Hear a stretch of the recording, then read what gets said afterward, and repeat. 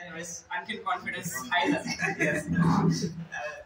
माझं रिझल्ट मी recent result सांगतोय. Yes. माझी बहीण आहे, सेलूला राहते. सेलूला आता ती प्रायव्हेट टीचर.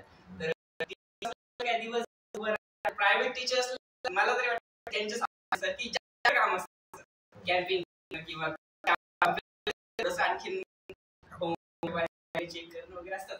तर जास्त राहायचं, घरी पण त्यामुळं एवढं जास्त.